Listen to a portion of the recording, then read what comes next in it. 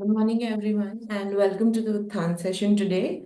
So, today we are in the new month and we are going to start a new topic, which is integration of Satyata with Sabhyata in life. And for this, we have Sister Ruchi who's joined us already. Before we begin, I request everyone to please put on your camera so that we can have a good interaction in the session. Didi, Om Shanti, over to you. Om Shanti. Om Shanti. So I think I'm audible?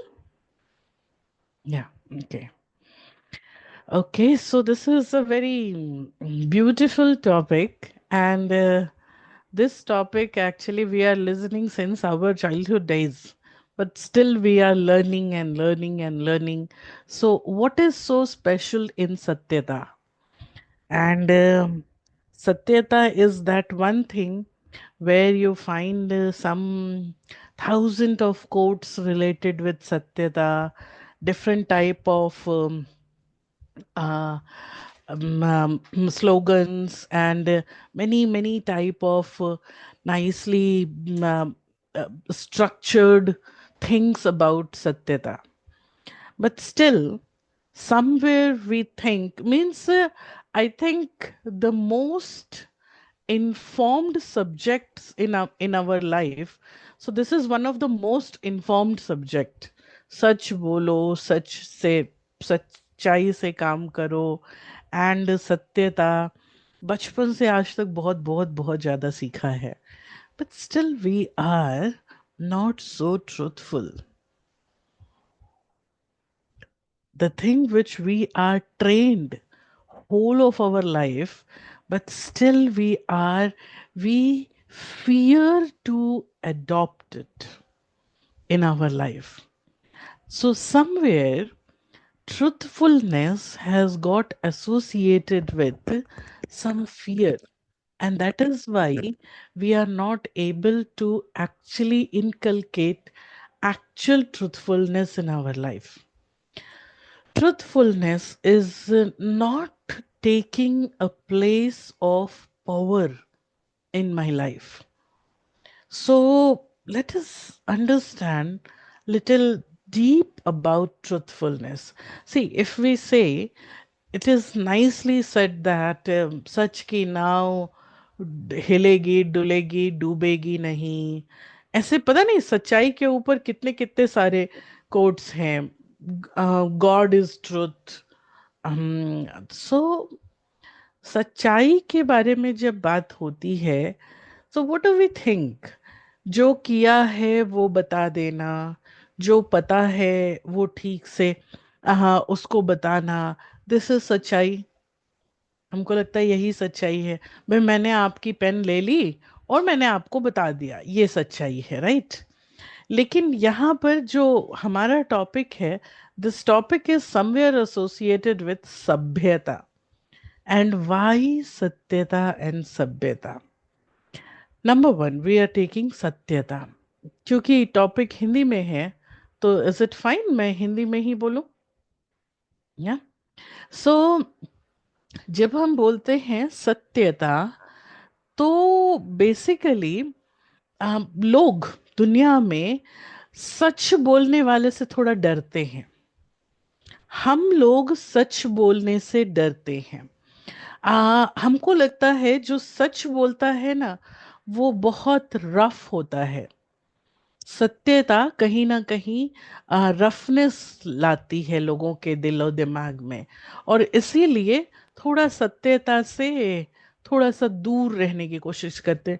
सीखते सिखाते जरूर हैं हम, लेकिन हम इसको use करने में थोड़ा डरते हैं. कोई बहुत ट्रुथफुल व्यक्ति है तो हमको लगता है ये ना हर्ट कर देगा. ट्रुथफुल माना इमोशनलेस वाली बात हम मान के रखते हैं. तो क्यों सत्यता बिटर फील होती है? कहते हैं ये कड़वा सच है. फिर एक तरफ कहते हैं सत्यता बहुत बड़ी ताकत है, फिर दूसरी तरफ कहते हैं ये कड़वा सच है. अगर सत्यता ताकत है, अगर truth is God, so God तो कड़वा नहीं हो सकता है ना. अगर ट्रुथ इज गॉड तो गॉड तो कहीं ना कहीं मीठा होंगे. मीठा होगा, कड़वा कैसे होगा God? So if truth is God, then इसका मतलब है कि ट्रुथ इज स्वीट। लेकिन हमने सत्यता को कुछ थोड़ा सा मिसअंडरस्टैंड कर लिया है। मिसअंडरस्टैंड करने का क्या रीजन है और कैसे मिसअंडरस्टैंड किया है, आई विल शो यू। सत्यता, सत्यता कहीं ना कहीं हमारे ईगो से जुड़ गई है। सत्यता ईगो से जुड़ने का मतलब क्या है? बेसिकली सच बोलते समय हमको लगता है कि नंबर वन, हमको लगता है जैसे मैं सच बोल रहा हूं ना, मैं बहुत बड़ा काम कर रहा हूं, और उसके बाद मेरे सच बोलने से किसी पर क्या फर्क पड़ता है, I don't care, I don't bother, because I am true, I am powerful. Actually you are very right, you are true, you are powerful. लेकिन आपको सत्यता अपनाकर जीवन में आगे बढ़ना है, या सत्यता अपनाकर रिश्ते तोड़ना है? बेसिकली अभी तक हमने यही देखा है कि जो सच बोलते हैं ना, लास्ट में उनके साथ कुछ बचा ही नहीं रह जाता है। थियोरेटिकली, स्टोरीज में, या फिर हिस्ट्री में हमने सुना है भाई, सच बोलने वाला महात्मा गांधी ने सत्याग्रह आंदोलन किया और सच बोलने वाले की जीत हो जाती है लास्ट में। ये हमने फिल्मों में देखा है, हिस्ट्री में सुना है। लेकिन अपनी लाइफ में जब बात आती है तो हमको लगता है सच बोलना इतना डिफिकल्ट काम है, और इस पर हम कहाँ चल पाएंगे। जितनी कठिनाइयां रास्ते में आएंगी, तो बेसिकली हमको पहले से पता है जब मैं सच बोलने लगूंगा तो कठिनाई आने लगेगी। नंबर वन, क्या हुआ, एक बार की कहानी है, कहानी नहीं है, छोटा सा कुछ घटना हुई थी हमारे आसपास। तो उस पर हमारी बड़ी दीदी ने बहुत अच्छा समझाया था। क्या हुआ कि स्कूल में एक बच्चा था, मतलब क्लास में टीचर पढ़ा रहे थे। बच्चा उठा और उठकर उसने कहा, सर मुझे क्लास समझ में नहीं आ रही है, मैं बाहर जाऊं? तो सर ने कहा, शट अप, बैठ जाओ। वो बैठ गया। फिर थोड़ी देर के बाद उठा, बोला, सर मुझे नींद आ रही है आपके क्लास में, मैं बाहर जाऊं? तो सर ने कहा, बिल्कुल नहीं, आंखें खोलो और खोल करके बैठो। फिर वो उठा थोड़ी देर के बाद, फिर उसने सर से कहा, सर मैं नहीं बैठ सकता हूँ, मैं यहाँ ही गिर जाऊंगा, मुझे कुछ भी समझ में नहीं आ रहा है आपका पढ़ाया हुआ, मुझे बहुत जोर से नींद आ रही है, तो मैं जाऊं? तो सर ने कहा, अभी एक थप्पड़ लगाएंगे तुमको। तो उस बच्चे ने कहा, सर अगर मैं उठकर कहता कि मेरे पेट में दर्द हो रहा है या मुझे बाथरूम जाना है, तो आप जाने देते? तो सर ने कहा, हाँ जाने देता। तो उसने कहा, सर आपने सिखाया है कि सच बोलो, इसलिए मैंने आपसे सच बताया कि मुझे क्लास समझ में नहीं आ रही है, तो आप तो मुझे थप्पड़ मारने को तैयार हो गए। और अगर मैं इसी बात को आपको ट्रिक करके झूठ बोल देता कि सर मुझे बाथरूम जाना है, या पानी पीना है, या मेरी तबीयत ठीक नहीं है, तब तो आप मुझे बाहर जाने देते। आप ही ने सिखाया है सच बोलो, और फिर आप ही थप्पड़ मारने तक तैयार हो जाते हो, तो मैं सच क्यों बोलूं? तो वो सर आए।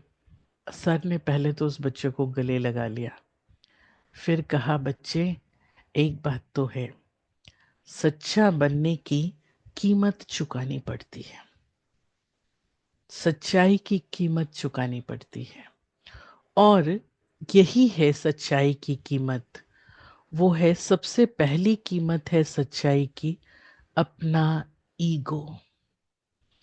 जब हम सच बोलना शुरू करते हैं, सच्चाई पे चलना शुरू करते हैं। सत्यता की टॉपिक दो तरह से है। एक है मेरी सत्यता की धारणा, मैं अपने आप में सच्चा हूं, तो मेरे साथ क्या हो रहा है, और एक होगा जो दूसरों के साथ क्या होगा। तो पहले मैं अपने बारे में बता रही हूँ।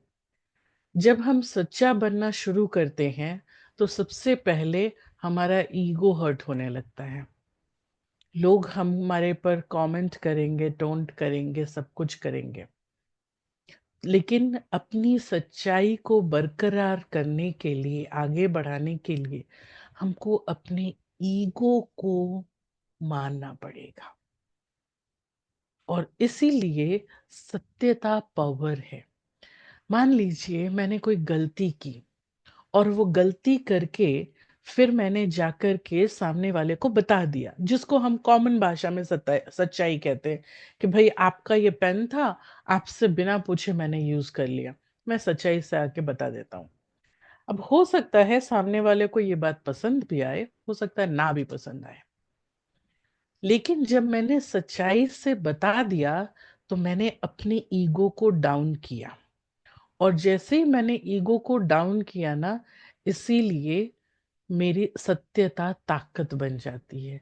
जैसे ही हम ईगो को डाउन करते हैं, हमारे अंदर का पॉजिटिव बढ़ता है, नेगेटिव कम होता है, और यहाँ ही हमारे अंदर ट्रुथफुलनेस की पावर बनती है। दूसरा है सच्चाई इन एसोसिएशन विथ ऑनेस्टी।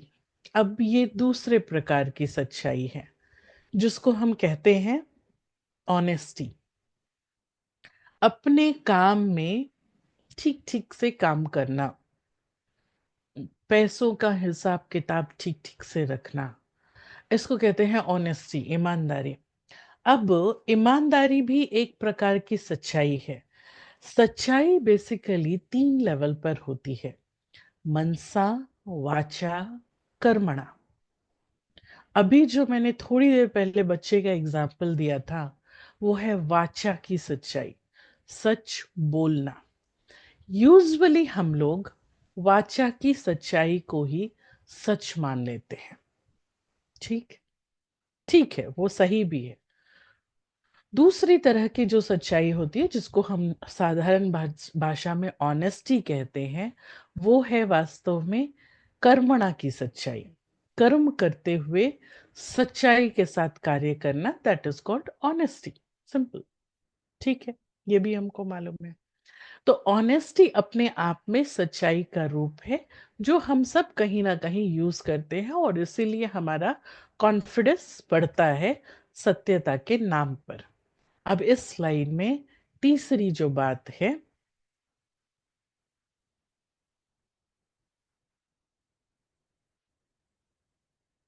वो बात है, इस स्लाइड में जो तीसरी बात है, ब्लेसिंग। सच्चाई हमको ब्लेसिंग्स दिलाती है। कहाँ ब्लेसिंग दिलाती है? आजकल तो बड़े झगड़े हो जाते हैं सच्चाई के नाम पर।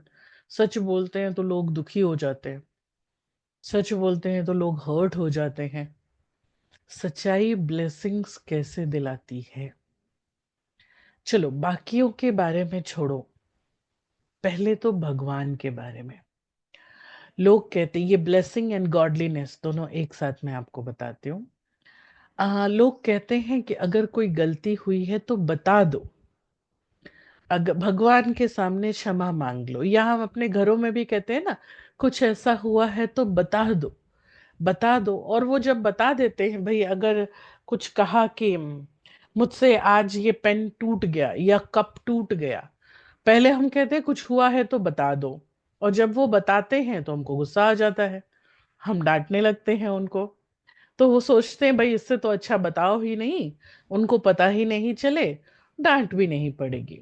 वेल, ये सही है, बताओ नहीं, डांट नहीं पड़ेगी।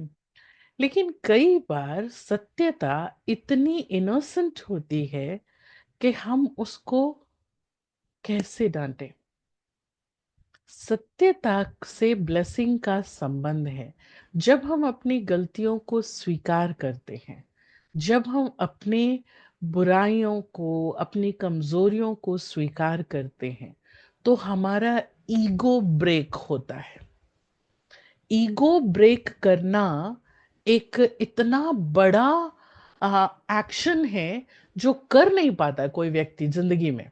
ईगो बिल्ड करते रहते हैं हम सारी जिंदगी, लेकिन हम जब भी किसी के सामने अपनी कमजोरी को या अपनी गलती को स्वीकार करते हैं तो हमारा ईगो डिमिनिश होता है, ब्रेक होता है। और ये जो ईगो ब्रेक होता है, ये मेरे और उस व्यक्ति के बीच में एक गुड एनर्जी फैलाता है, जिस कारण हमको दुआएं मिलती हैं। ये दुआएं आगे का रास्ता क्लियर करती हैं। इसलिए सत्यता का मतलब है ईगो ब्रेक करके दुआएं कमाना। चाहे सामने वाला व्यक्ति कितनी भी परेशानी में होगा, लेकिन अगर हम सच बोलेंगे, लेकिन यहाँ एक बात और आएगी, सही तरीके से सच बोलेंगे तो फिर क्या होगा, उस व्यक्ति को सत्यता के द्वारा ब्लेसिंग प्राप्त होगी। अब बात आई सही तरीके से। ये जो प्रॉब्लम है ना कड़वा सच बोलने की, जिसके कारण हमारे रिलेशनशिप्स टूट जाते हैं, जिसके कारण हमारी जिंदगी में सब खराब हो जाता है, फिर कहते हैं क्या फायदा हुआ सच बोल करके। अब आप लोगों ने कभी पेन किलर खाया है? पेन किलर दवाई तो खाई हो कि सिर दर्द की, या ऐसे कोई पैर वैर में कमर में दर्द हो जाता है तो इंसान खाता है। आपको पता है पेन किलर खाने से दर्द आराम हो गया, बहुत अच्छी बात है, आप आराम से अपना काम करने लगते हो, आपकी एनर्जी नॉर्मल हो जाती है। लेकिन कभी पेन किलर आपने एम्प्टी स्टमक खाया है? खाना भी नहीं, ट्राई भी नहीं करना। लेकिन आपको शायद पता होगा कि पेन किलर, या नहीं पता है तो मैं आज आप अभी बता दूं, पेन किलर वाली कोई भी दवाई एम्प्टी स्टमक नहीं खाते हैं। डॉक्टर भी कहते एक बिस्किट खा के खा लो, लेकिन एम्प्टी स्टमक नहीं खा सकते। अगर आपने उसको एम्प्टी स्टमक खाया, मैं इसलिए बता रही हूँ क्योंकि मैंने खाया है, 12th क्लास में थी, गलती से खाया था एग्जाम के दिन ही, और हॉस्पिटलाइज हो गई थी। तो अगर आपने गलती से भी पेन किलर खा लिया एम्प्टी स्टमक, तो आपको सीधा हॉस्पिटल ले जाके एडमिट कर देना पड़ेगा। तो बेसिकली पेन किलर बड़ी अच्छी दवाई है, आपकी कैपेसिटी को बढ़ा देती है। जिस टाइम आप कोई काम नहीं कर पा रहे हो, आपके शरीर में सर में बहुत दर्द है, उस दर्द को कम कर देता है। आपके you are ready to present anything, आपकी तकलीफ को कम कर देती है। सत्यता ऐसी ही टैबलेट है जो बेसिकली आपकी तकलीफ को कम कर देगी, आपको प्रेजेंटेबल बना देगी, आपके अंदर पावर ला देगी। लेकिन प्रॉब्लम क्या है, इसको खाने का एक तरीका है। वैसे आप कभी भी खा लो पेन किलर, लेकिन रिमेंबर, आपको एम्प्टी स्टमक में पेन किलर नहीं खाना है। ऐसे ही सत्यता को यूज करने के लिए रिमेंबर, उसके साथ आपको सभ्यता को यूज करना पड़ेगा। अगर सत्यता को हमने सिर्फ सत्यता के रूप में यूज किया तो सत्यता शायद हमारी पावर नहीं बन जाएगी। तो सत्यता को यूज करने के लिए सभ्यता को यूज करना जरूरी है। सभ्यता क्या चीज है? सॉरी, यहाँ पर ये गलत लिख दिया है, सॉरी, ये दिस इज सभ्यता। सभ्यता क्या चीज है? सभ्यता है सही समय पर सत्य बोलना। आपने सच तो बोला, लेकिन किस तरह से सच बोला, किस समय पर सच बोला। मान लीजिए आपको पता है कि कोई व्यक्ति है, और जैसे डॉक्टर्स होते हैं, पता होता है कि ये मर जाएंगे या इनकी तबीयत बहुत खराब है, लेकिन उसको किस तरह से बोलते हैं? समय देखकर बोलते हैं ना। एकदम जब वो दर्द में तड़प रहा हो और उसी समय जाकर आप उसको कह दो कि भाई तुम्हारा अंतिम समय आ गया है, तो फिर वो सभ्यता नहीं होगी।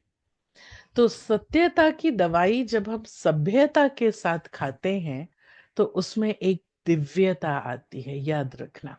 ये फिर आऊंगी मैं इस बात पर। दूसरी सभ्यता है कि सच बोलना है, लेकिन कॉन्टेक्स्ट देखकर सच बोलना है। कहाँ की सच्चाई आप कहाँ नहीं ला सकते हो। जैसे अगर हम किसी के साथ कहीं जा रहे हैं और रास्ते में हम बातें कर रहे हैं, अब रास्ते में जो हम बातें कर रहे हैं, अगर हम एकदम 5 साल पुरानी कोई सच्चाई है जो उस वक्त कॉन्टेक्स्ट में आती ही नहीं है और हम वो बात करते हैं, तो सामने वाला हमसे दूर होने लगता है। कहीं कहीं पर वो कॉन्टेक्स्ट हमको मिसअंडरस्टैंड करा देता है। सच बोलिए, लेकिन समय और संदर्भ देखकर बोलिए। अभी बोला जा सकता है या नहीं। देखो, जैसे फॉर एग्जाम्पल आपको बताती हूँ, वैसे तो हम सब मरने वाले हैं ना। वैसे हम सबको पता है आज नहीं तो कल हम मर ही जाना है, हम सभी को। हाँ, अब वो आपको भी पता है, हमको भी पता है, वो जीवन का सच है। कौन पहले जाएगा कौन बाद में जाएगा इसकी कोई गारंटी नहीं है, राइट।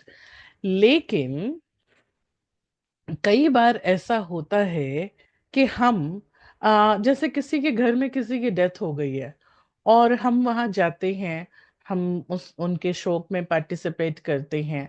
और वहां पर क्या होगा, अगर आप वहां बोल दो, अरे ये ही मरा है, अभी तो हम सब मरने वाले हैं, ये सारे बाकी के सारे भी मरने वाले, कैसा लगेगा?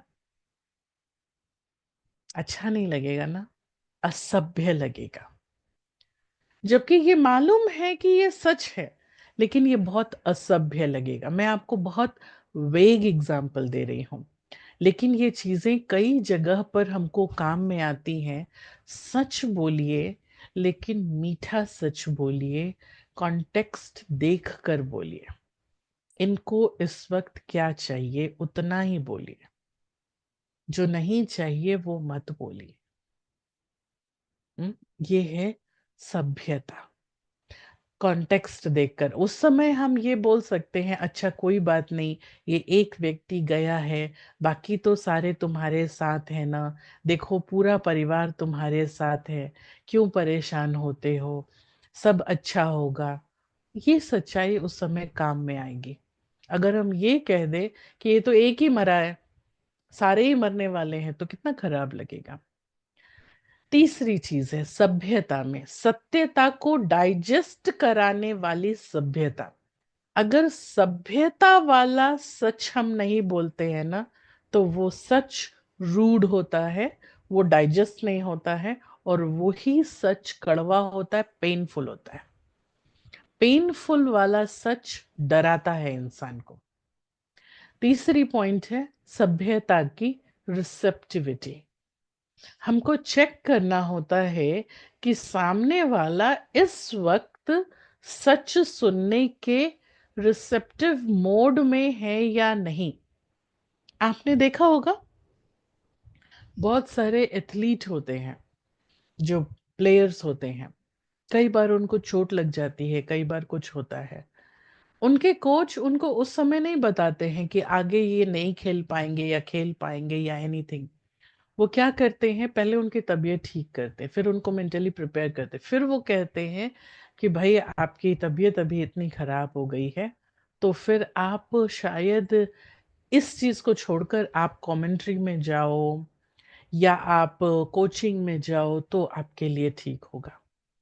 रिसेप्टिविटी, सामने वाला मेरी सत्यता को रिसीव करने के लिए तैयार है या नहीं। पेन किलर की दवाइयाँ, याद रखिएगा, मैं पूरा टाइम आपको पेन किलर ही सुनाते रहूंगी। पेन किलर की दवाई 50 mg भी आती है, 100 mg भी आती है, 250 mg भी आती है। कोई क्या करता है, 50 mg दवाई लेता है, लेकिन उतने में ही उसको इतनी नींद आने लगती है, ड्राउजी हो जाएगा, अब उल्टी जैसी दिल होगी उसकी, क्योंकि उसकी रिसेप्टिविटी कम है। और किसी किसी को आप 250 mg की भी दवाई खिला दो, पेन किलर, तो भी वो आराम से, उसको कोई प्रॉब्लम नहीं होगा, खा लेगा और अपना काम भी करता रहेगा। तो कहने का भाव है, जैसे पेन किलर की दवाई के साइड इफेक्ट्स होते हैं, नौशिया या नींद या वो एक प्रकार का जो ब्लैंक फीलिंग रहती है, वो सारा किसी की रिसेप्टिविटी ज्यादा होती है, किसी की कम होती है। तो सत्यता को रिसीव करने वाले की रिसेप्टिविटी कितनी है, आप उतनी ही देंगे ना उसको। आप कोई भी डॉक्टर पेशेंट की कैपेसिटी चेक करेगा, भाई इसकी कैपेसिटी कितनी है, उतना ही पेन किलर देता है। क्यों? क्योंकि उसको पेन किलर देकर उसका पेन ठीक करना है, उसको मार तो नहीं डालना है। डॉक्टर की डॉक्टर का लक्ष्य क्या है? ये दवाई दे करके पेशेंट की तकलीफ को दूर किया जाए। ऐसे ही सत्यता की सभ्यता हमें सिखलाती है कि सामने वाले को ये सच बताकर उसको हम उसकी तकलीफ से दूर करें, उसके दिमाग को क्लियर करें। वो जिस इल्यूजन में है, या हमारे बीच की जो मिसअंडरस्टैंडिंग है, या हमारे बीच में किसी तरह का एक प्रकार का कोल्ड फीलिंग है, उसको दूर किया जाए, कम्युनिकेशन को स्मूथ बनाया जाए, प्रोसेस को फ्री किया जाए। हमने उसको प्रोसेस को फ्री करना है, और हमने सत्यता ऐसी सुनाई जो सत्यता वो रिसीव करने को तैयार ही नहीं है। उसकी कैपेसिटी थी 25 mg, हमने दिया 250 mg। क्या होगा? वॉमिटिंग हो जाएगी, सारा ही वॉमिट हो जाए। वो 25 mg भी नहीं रहेगा उसके अंदर, सारा ही वॉमिट। अब प्रॉब्लम, उसकी सत्यता सुनने की कैपेसिटी छोटी सी थी, बेचारा वो छोटा सा, उसको आप सिर्फ इतना ही कह सकते थे कि अच्छा आज मत खेलो, कल खेलेंगे, कल के इस वीक के लिए रेस्ट कर लो, मंडे के दिन से हम देखेंगे कैसे खेलना है। तो वो बेचारा जी सकता था, कम से कम मंडे तक जी लेता था। हमने आकर सीधा ही कह दिया तुम्हारे पैर में फ्रैक्चर हो गया, आगे से तुम कभी बैडमिंटन नहीं खेलोगे। क्या होगा? जो मंडे मरने वाला था आज ही पर, आज से ही खत्म। उसकी रिसेप्टिविटी देखिए।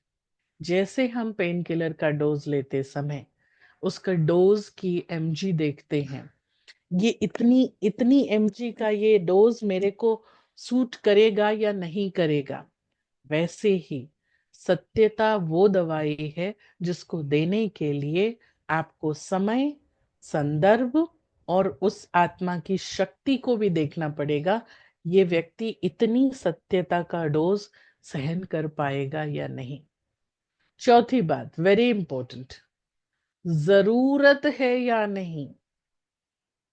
कई बार हम अपने ईगो में आकर चारों तरफ बातें सुनाना शुरू कर देते हैं कि हाँ ये मैंने ये किया, उसने ये किया, ये उसकी गलती थी, ये उसकी गलती थी, ये मेरी गलती नहीं थी। अरे जरूरत ही नहीं थी आपको सुनाने की, क्योंकि 2 दिन 10 दिन के बाद ये सबको पता चल जाना था कि ये उसकी गलती थी। कई बार ऐसा होता है ना कि हम अननेसेसरी क्लैरिटी देने लगते हैं जो जरूरत नहीं थी। थोड़े दिनों के बाद सबको पता चल जाना था कि ये आपने नहीं किया था। तो क्या होता है, कई बार जरूरत नहीं होती है और हम जबरदस्ती उस सच है कि नहीं मैं सच बोलता हूं इसलिए मैं बोलूंगा जरूर। जरूरत नहीं है, जरूरत ही नहीं है। दर्द ही नहीं है, दवाई खाकर क्या करूं? जस्ट बिकॉज मेरे पास दवाई है इसलिए खा लो? दर्द ही नहीं है। कई बार वो जरूरत ही नहीं है, तो क्यों हमको वहां पर वो बात बोलनी है? वो बात बोलने से मिसअंडरस्टैंडिंग्स क्रिएट होती है। इसलिए कई बार सत्यता को समय पर छोड़ देना चाहिए, यही सभ्यता होती है। वो अपने आप से क्लियर होगी। एंड लास्ट, वेरी इंपॉर्टेंट, जो स्लाइड में था, चेक योर वर्ड्स। किन शब्दों में आप सत्यता को प्रेजेंट कर रहे हो? अगर आप किन्हीं शब्दों में उसे प्रेजेंट कर रहे हो तो आपको वर्ड्स चेक करने होंगे, ये वर्ड्स सुखदाई हैं या दुखदाई हैं। कई बार हम दुखदाई वर्ड्स चेक यूज कर लेते हैं सत्यता को देने के लिए। तो कर्म, कई बार हम, ये आपको पता है ना, मनसा वाचा कर्मणा, सच बोलते बोलते ये चेहरा इतना ऐसा बन जाता है, आंखें बड़ी बड़ी हो जाएंगी, चेहरा लाल हो जाएगा, कि वो सत्यता सत्यता नहीं दिख रही है, वो सत्यता भयानक बन जाती है। हमेशा याद रखिए, जो सच मुझे या किसी को डरा रहा है, जो सच मुझे या किसी और को ईश्वर से दूर करता है, और जो सच मुझे या सामने वाले की सेल्फ रिस्पेक्ट को गिराता है, वो सच न बोलना अच्छा है। तीनों ही बातें। अगर किसी कारण से हमारे अंदर डर आ रहा है, क्योंकि डर एक ऐसी बीमारी है जिसका इलाज ही नहीं है। और पता है, भारत देश में हमारी जो अपब्रिंगिंग का कल्चर है, बच्चों को पालने का जो कल्चर है, इसमें पता नहीं हम लोग डर को एक शस्त्र बना के यूज करते हैं। बच्चों को डरा के रखना हमको एक बड़ा ये लगता है कि नहीं नहीं, इतना तो डरना ही चाहिए। हम बहुत जस्टिफाई करते हैं उनके डर को। नॉट इवन बच्चों को, अपने टीम में या ऑफिस में या वर्कर्स के साथ हम डर को एक शस्त्र बनाते हैं। और फिर जब वो मुझसे डरते हैं तो हमको लगता है that's good, that's very good, होना चाहिए ऐसा। लेकिन जब वही डर उनको दुनिया को नहीं फेस करने देता है, क्योंकि जीवन भर हमारे बच्चे सिर्फ मुझे से तो नहीं फेस करेंगे, और लोगों से भी मिलेंगे। और जब वही डर उनको दुनिया में नहीं जाने देता है, या हमारे एम्प्लॉयज को किसी और जगह पर काम नहीं करने देता है, हमारे एम्प्लॉयज जब दूसरी दूसरी कंपनी की टीम में हमारी कंपनी को प्रेजेंट करने जाते हैं तो वहां वो काम नहीं कर पाते हैं। जैसे ही न्यू एम्बियंस होता है या उनका ट्रांसफर होता है तो वो नहीं यूज कर पाते हैं, तो क्या होता है?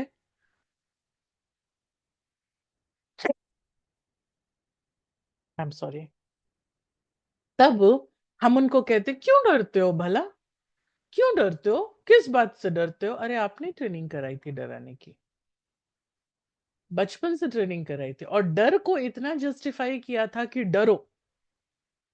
बेसिकली वो सच जो किसी के अंदर डर पैदा करे, खुद को, आपके अंदर या किसी और के अंदर, ये सच अच्छा नहीं है। ये सभ्यता वाला सच नहीं है। सत्य निर्भय बनाता है, हर दोनों पार्टी को, रिसिपिएंट को भी, बोलने वाले को भी। सच फ्रीडम देता है। सत्यता सेल्फ रिस्पेक्ट बढ़ाती है, खुद की भी, दूसरों की। कोई भी सच अगर सामने वाले के रिस्पेक्ट को कम करता है तो भी वो सच जरूरत ही नहीं है बोलने की। क्यों? क्योंकि लक्ष्य है हमारा सबको साथ लेकर चलना। अगर मैंने सच बोला और मैं अकेले ही रह गया तो फिर क्या फायदा हुआ? महात्मा गांधी ने, भारत देश में तो सच का एग्जाम्पल महात्मा गांधी के साथ ही देते हैं। महात्मा गांधी ने तो पूरा एक सत्याग्रह आंदोलन किया था, पूरा एक आंदोलन। लेकिन आपने कभी गौर किया उस बात पर?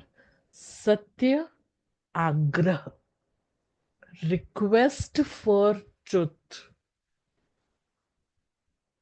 सत्य अहंकार का आंदोलन नहीं था, सत्याग्रह। उन्होंने रिक्वेस्ट मोड में ट्रुथ को अपनाया था। तो इसीलिए सत्यता को, जैसे पेन किलर की दवाई को, किलर पेन किलर दवाई अंदर होती है, ऊपर की कोटिंग स्वीट होती है। उस दवाई को खाने के लिए एम्प्टी स्टमक नहीं खा सकते हैं। उस दवाई को तब खाना है जब दर्द हो। उसकी एमजी कितनी डोज में खाना है, ये सब डिफाइन करती है। तब वो दवाई आपके लिए दवाई रहेगी, अदरवाइज वो दवाई जहर बन जाएगी। ऐसे ही सत्यता हमारे जीवन में दवाई बनकर रहेगी। कब? जब हम उसे समय, संदर्भ, सही वर्ड्स, रिक्वायरमेंट्स और रिसेप्टिविटी के हिसाब से देंगे तो ये दवाई दवाई की तरह काम करेगी। हमारे रिश्ते अच्छे होंगे, हमारा सेल्फ रिस्पेक्ट बढ़ेगा, सामने वाले का भी सेल्फ रिस्पेक्ट बढ़ेगा। और इसको कहते हैं डिविनिटी। हमारे आसपास डिविनिटी आएगी।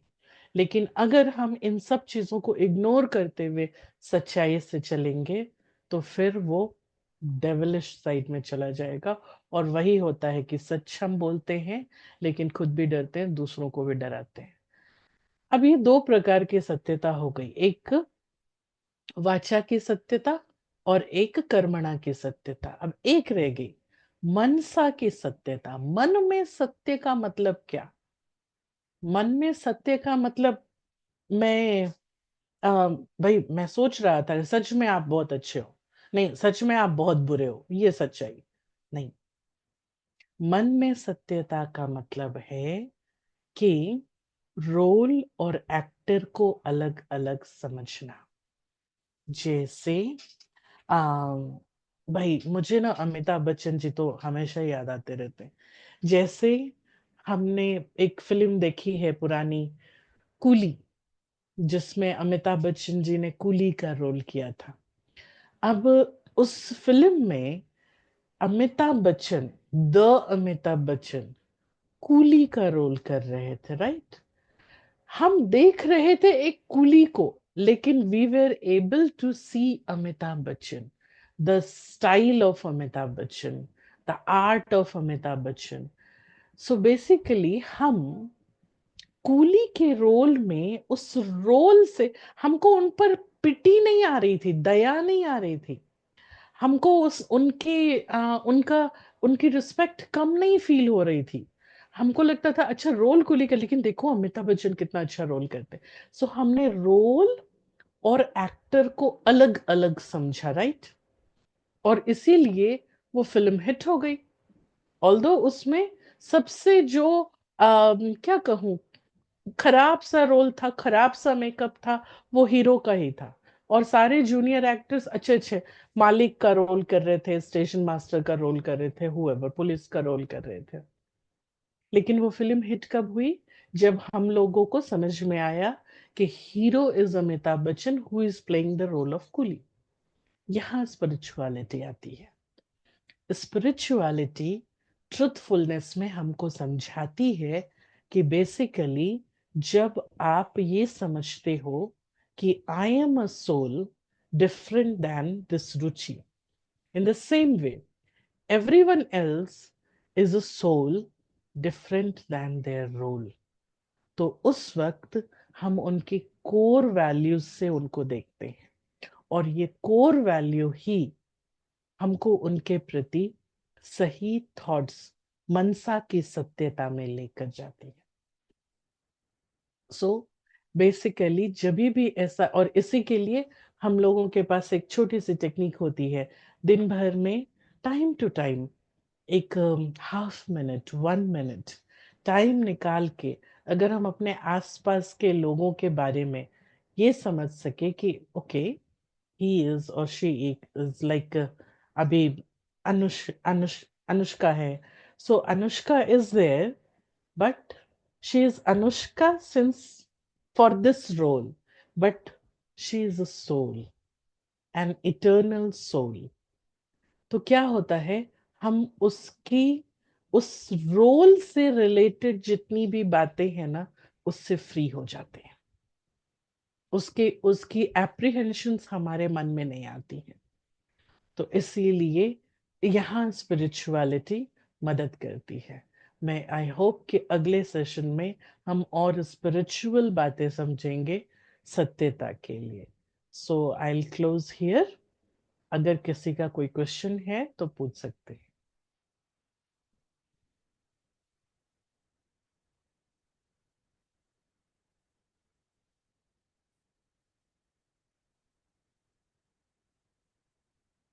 Know questions?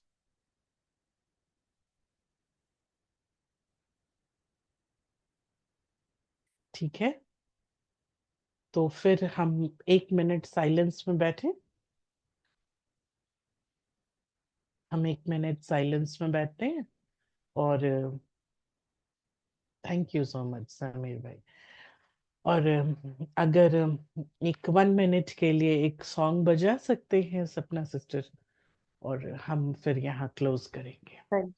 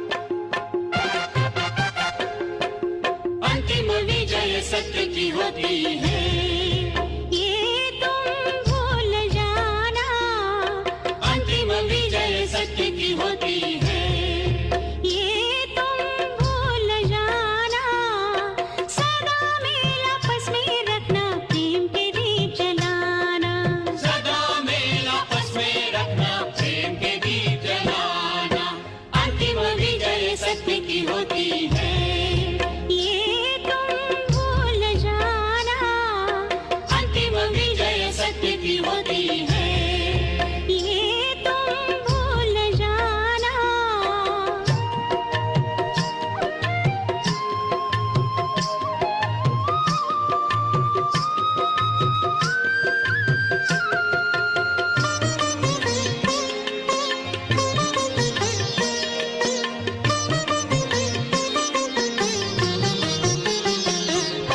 चिर बसंत हो जीवन में, मन का मधुवन मुस्काए।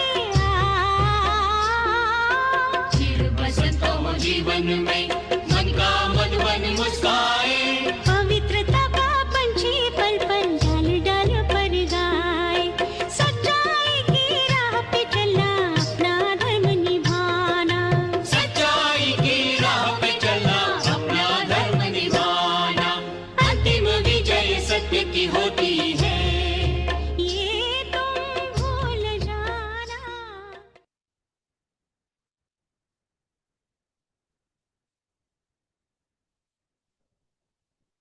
Shanti.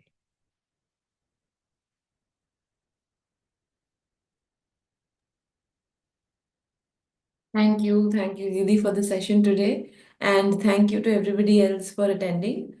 Let us meet the next week for the second session on the same topic. Thank you, everyone. Om Shanti, and have a nice day.